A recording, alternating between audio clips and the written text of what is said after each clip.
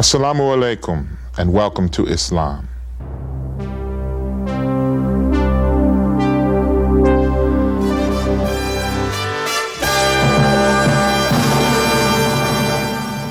A few weeks ago, I thanked you, our viewing audience, for welcoming me to the program. This week I thought I'd share a personal experience with you, how I became a Muslim and why, and what Islam means to me. I was born in Baltimore, Maryland, which is on the east coast of this country. And my mother was a Christian, and as was all of my family, some nominally and some actually. But my mother instilled in me a belief in God.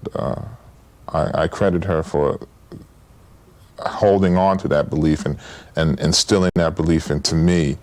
I started out going to a Baptist church because my aunt, who I lived with, was a member at the church, and I lived in sort of an extended family situation. There was my mother and me, my sister, my aunt, her daughter, and my other aunt. And we lived together in one big house. But every Sunday, we would go to Sunday school. The man down the street would load up all the kids, and we'd all go to Sunday school at this church until I was probably about 4 or 5 years old, at which point my mother decided I should go to a Catholic church. Catholicism was a religion of middle-class black people, still is to a certain degree. And so she sent me to a Catholic church. And I made my first Holy Communion, and I was confirmed, and I went to catechism classes, and when I was about 13, I stopped going to church.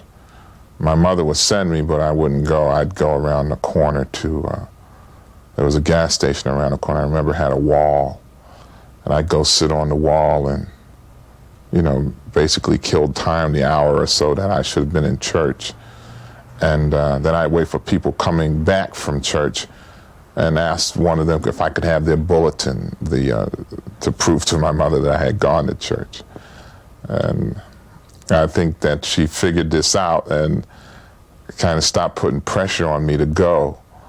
From that point on, church with me was sort of catch can, you know. I mean, it was a loose association. I'd go maybe to a midnight mass at Christmas, and not so much out of a religious need to go, but out of a ritualistic approach. I mean, as I said, my friends, we'd get, well, let's go to midnight mass. It was a social thing.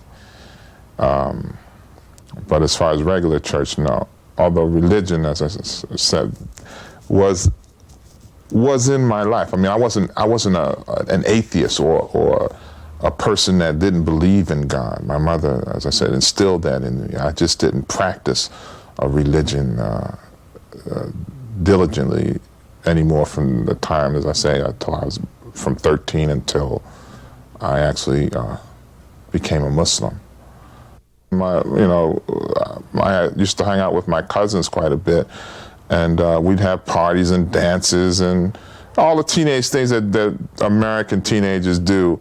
I basically did.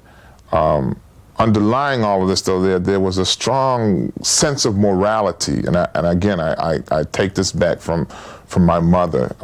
She had given me this, and it always stayed with me.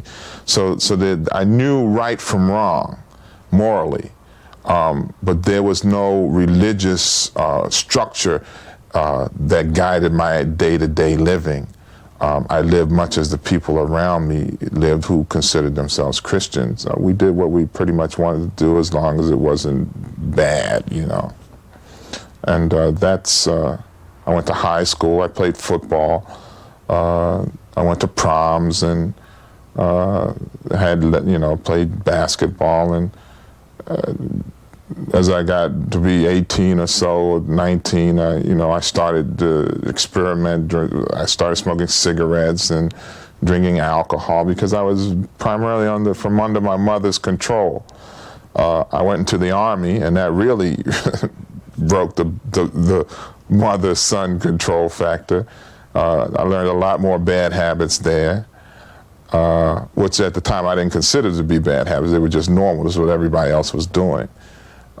Drinking and smoking and chasing women and so forth. And, so that's pretty much what my life consisted of. All along I had this feeling that even though I didn't practice a religion, that God was with me, if you know what I mean. That God was my protector, and that I could rely on him. But I had no structure other than praying when I got in trouble. And after that, I would, go back and probably do the same thing that I prayed to get out of trouble for before. So, the thing that brought me directly to searching for a religious context in which to live my life was an incident where I had a run-in with the LA Police Department, and by rights I should have been killed, and I wasn't. I'm not going to say what it was because we shouldn't broadcast our sins, but it was something bad enough charges by LAPD and thrown to a jail where I couldn't see the light, and having a $5,000 bail placed on me. I went to sleep in the jail, and I woke up and I couldn't believe I was in jail. I went to sleep again, I woke up again, I was still in jail. I went to sleep and I woke up again, and I knew at that point that I had no one to call on but God. And never being exposed to anything but Christianity, I got down on my knees and I prayed. I said, "Oh God, save me from these Philistines." I prayed. I related to David being amongst the Philistines, and within, I'd say, 2 or 3 hours, miraculously, my bail had been reduced from $5,000 to $250. My level of offense had been reduced from a felony to a misdemeanor, and I was taken out of that small cell, one-person cell, and put into a big holding cell where I could make phone calls and see the light. And my mother was visiting here from Maryland at the time, and she was able to borrow $250 from a friend of mine's mother, and I'd say all within 8 hours of making that particular prayer, I was out, I was free, and I know that I had done nothing to affect this other than to call upon God to deliver me. That was a powerful message, and I knew that God was giving me a warning that the way I had been living my life up until that point had brought me to that point, and that he was giving me one more opportunity to make the change. And I always prided myself on being a person who the wall didn't have to fall on twice in order to get the message. So I realized I had to do something else. I had to do something. What that was, I didn't know. But I knew I had to live, change my life. I could not continue to do what I had been doing. I was angry because of my confrontation with the police, so I went and sought out another angry person, and that was Malcolm X. I went and bought the autobiography of Malcolm X, and I read it, primarily for his anger, for his indictment of the system and of the racist policemen, and I could relate to all of that. And in there I found a jewel, I found a gem. I found his account of his pilgrimage to Mecca and what Islam had done to change his life. And I knew at that moment that this was important to me, because if a man like Malcolm could have his anger changed by an experience in a religion, then I wanted to see what this religion was about. Coincidentally, and I use that word guardedly because I know that God puts things together. At the same time I was reading this book, I was doing a play called Iago, which was a takeoff on the Othello play, and the point of view of this play was a Muslim point of view, that Othello, being from Mauritania, which is in North Africa, was a Muslim. And so while we didn't say Muslim, we gave a lot of the Islamic values in the play. And at that same time, I used to take a bus to and from the play because I had no car. The theater was the Inner City Theater, which used to be located on Pico and New Hampshire. And so I would have to take the bus from Santa Monica to Pico down Vermont. In the course of that journey, I passed the Islamic Center twice, going and coming. And I noticed it, and I thought maybe it was like some type of tourist information place. And I passed it for maybe a month or two before I decided that I was really going to go in. And that was about the time that I got to the part of Malcolm's biography when he was talking about Islam, the Islam that he experienced in Mecca. And so I got off the bus, and I walked up to the door, and I knocked on the door, and I believe it was Brother Misbah. And again, I don't know if that was wishful thinking or an accurate memory, but I believe it was him. He told me to come back on Friday or Sunday if I was interested in Islam. So I decided to go back on a Sunday. And that Sunday that I decided to go, it seems like the devil threw up every obstacle that he could in my way. By that I mean a very dear friend of mine. I was staying with my sister at that point in time in West Hollywood, and a very dear friend of mine drove by, and she said, "Well, we're having a barbecue today, come on over." And ordinarily I would just go, I mean, because that was my life, and I was, I needed some fun, but I said, no, I gotta go somewhere today. So I managed to escape the house and get out to the bus stop. And I got on the bus, and who should get on the bus at the next stop but another friend who told me that they were going to go downtown to the LA street scene, which is a big street fair they have downtown in LA. And that I should come and go. And all the way from West Hollywood to Santa Monica, a bus ride was maybe about 40 minutes. I was trying to be persuaded to go down to this thing. And I was tempted to really go. I'd say, well, I can always go next Sunday, but something within me said, no, you have to go here, and you have to go here today. So praise God, I listened to that voice, and I was able to get off the bus where I was supposed to and catch the bus down Vermont and wind up at the Islamic Center. And when I got there, they were giving the tafsir, or the interpretation of the Quran. And the particular surah escapes me. It may be 35, which happens to be one of my favorite surahs, but there are numerous citations throughout the Quran that express this general idea, and that was the idea that in nature we can see the signs of Allah. We can see where God sends the winds to move the clouds, to take them to a land that's dead, and water, rain falls on that land, and it comes to life. And this amazed me because I had worked in Barstow, which is in the high desert here in California, before I came to Los Angeles. And it's desert, it's dead, it's as dead as any land that you ever want to see.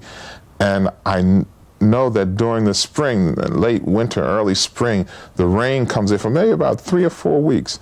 And it rains, and then the whole desert just blooms. There's flowers all over the hillside, and a place that you thought never would have a living thing in it suddenly becomes beautiful. It becomes adorned with this rain. And so I knew that what this book was saying was true, not because someone told me, but because I had seen it with my own eyes. One of the things that appealed to me about Islam after that initial glance of truth, and it's, I think Allah speaks to us in the way we need to be spoken to. I'm the type of person who needs to be able to discern the truth for myself. And after having done that, I decided I had to find out more. I had to read this book. And so I bought a Quran, and I still have the first one I brought over there. I found it a few days ago, as a matter of fact. It's a Quran in 3 volumes by Yusuf Ali, and I used to box then. And I'd take the bus down to the Olympic boxing gym downtown, and I'd stick my gloves and stuff in my backpack and my Quran, and I'd read going and I'd read coming, and I read the whole Quran. And the more I read, the more it made sense. And to me, one of the initial beauties of Islam that I appreciated was that Islam was a religion for all people. And it made no distinctions between the prophets of Allah. And it said that we believe in the prophets from Adam through Moses, through the prophet Isa, Jesus, through Muhammad. And that they all brought the one message from the same message from the one God. That universality made the most sense in the world to me.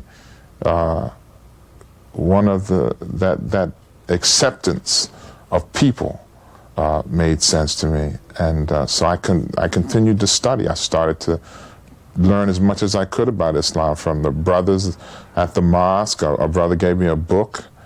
I didn't know how to pray. I joined the people. I knew I could follow their motions, and I did that. And then a brother gave me a book to tell me how to make my prayer, and so I started to learn how to make my prayer, and trying to do it on time and do them all, and I just continued to try to learn it. I never, no one had given me Shahada, and it's funny. The first Shahada I made, when I had Shahada, I did it in the first azan that I made at the mosque. I had been going there for maybe about 2 years, and listening to the muezzin that was there at the time, and the beauty of the call to prayer impressed me so much. I said, I got to do this. I got to learn how to do this. So I listened to him, and even though I didn't understand word for word what he was saying, the beauty of it struck me, and I learned it by rote, by listening. And one day I got up enough nerve to ask Brother Misbah if I could make the azan. He asked me if I knew how to do it, and I said yeah. So he said, well, say it for me now. And I kind of said it for him to let him know that I knew how to say it. And he said, okay, you can say it. And I'll never forget it. That day, that's when I made my Shahada, with that first azan. And I remember Brother Misbah was giving the khutbah that day, and there were tears in his eyes, and there were tears in my eyes. And that's the day I knew that I was a Muslim, that I actually belonged to that community. Hajj was like graduation from elementary school to almost to college. That's just how big a gap, the jump in my spiritual life and understanding took when I made the Hajj in 1991.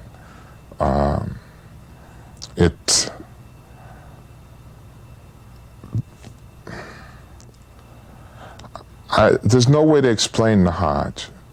I mean, you go there and you have all types of expectations, and they're all blown out the window when you actually get to the reality of standing in front of the Kaaba and seeing the pilgrims from all over the world and interacting among them.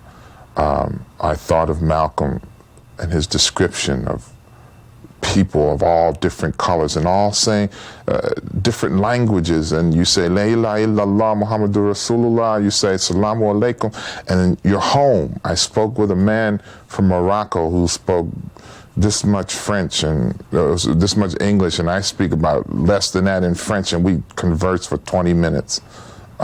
in the broken English he knew and the broken French that I knew and the gestures and the language of the heart that that one experiences being in the holy city of Mecca. Islam has given me peace. The word comes from Arabic word, the root of which is meaning is peace, and that's what it's done. It's given me peace in my heart, peace of mind, peace in my dealings with other people. So that's what Islam has done for me. I think that's what everyone in the world is looking for, is peace. And alhamdulillah, in the religion of mankind, I have found that peace.